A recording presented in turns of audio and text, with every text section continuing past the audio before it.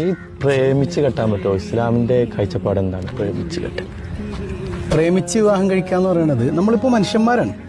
സ്വാഭാവികമായിട്ട് ഒരു മനുഷ്യന് അല്ലെങ്കിൽ ഒരു പുരുഷന് ഒരു അന്യ സ്ത്രീയോട് ഇഷ്ടം തോന്നും. ഇഷ്ടം തോന്നിയാൽ നമ്മൾ എന്ത് ചെയ്യണം? പ്രേമിച്ച് മെസ്സേജ് അയച്ച് പിന്നാലെ നടക്കുകയല്ല വേണ്ടത്.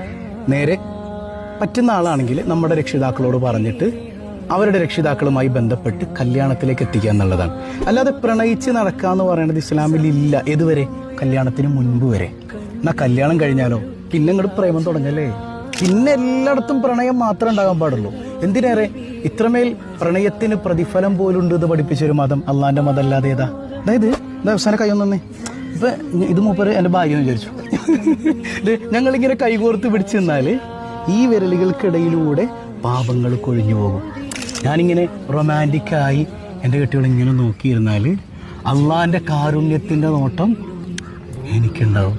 ഞാനിങ്ങനെ ഒരുള്ള ഭക്ഷണം എടുത്തിട്ട് ഇങ്ങനെ വായിലേക്ക് വെച്ച് കൊടുത്താൽ അള്ളാഹ്ക്ക് അത് അത്രമേൽ പ്രിയപ്പെട്ട ഇബാദത്താണെന്നൊക്കെ മുത്തനബി സല്ലല്ലാഹു അലൈഹി വസല്ലം തങ്ങൾ പഠിപ്പിച്ചിട്ടുണ്ട്. ഇല്ലസ്ട്രേഷൻ വേണ്ടേ? അപ്പൊ അത്രമേൽ പ്രണയത്തെ അംഗീകരിക്കുന്ന, പ്രണയത്തെ ഉൾക്കൊള്ളുന്ന മതമാണ് ഇസ്ലാം.